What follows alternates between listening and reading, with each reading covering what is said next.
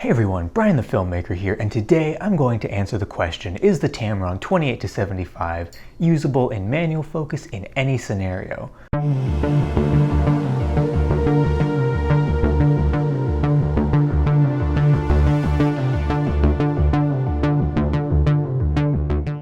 There's a ton of videos out there praising the autofocus of this lens. I've even made a video touching on that earlier this week, and the autofocus is fantastic.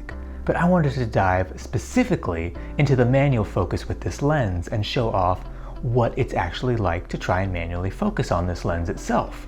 I shoot a lot of fashion and fitness where having reliable focus, be it manual or autofocus, really matters.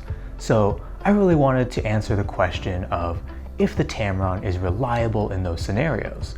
So let's jump into a few manual focus tests that will replicate common camera focus pulls I normally do during a fashion or fitness shoot.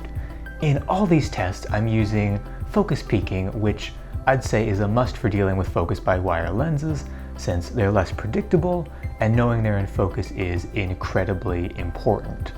So here we are at the first test. This is a super simple rack focus test from my external monitor onto my FX9.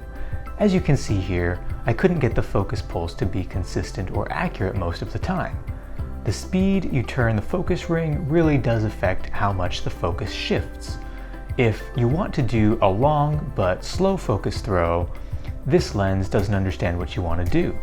It will just barely change the focus at all when you turn it slowly.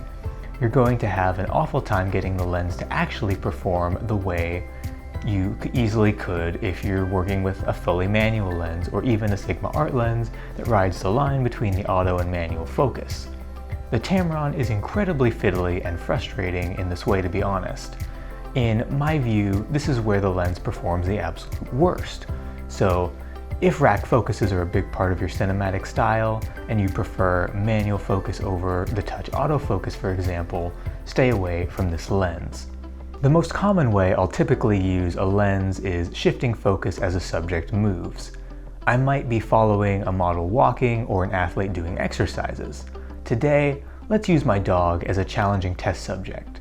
She's definitely unpredictable in her movements. I've used manual focus a lot on the Panasonic 35-100 on my GH5, which is also focused by wire, and I've learned to do okay with it. The Tamron is fairly similar. It's tough to be 100% accurate tracking, but I can usually come back into focus fairly quickly and stay with her in a fairly aesthetically pleasing fashion. Honestly, I expected far worse performance from the focus in this scenario. I thought it'd be nearly impossible to track her. I've definitely used far worse focus by wire Sony lenses, like the Sony 50mm f1.8 for APS-C cameras. I literally sent that lens back to B&H Photo because the manual focus was appalling. So while it certainly isn't as nice as manual focus as a cine lens, I definitely rate this more usable than expected with a fair bit of practice for subject tracking. That said, autofocus will do a much better job than manual in most cases with this lens. The third scenario would be a more static sense, where you're grabbing different shots, but you don't want the focus to shift in the actual shot itself.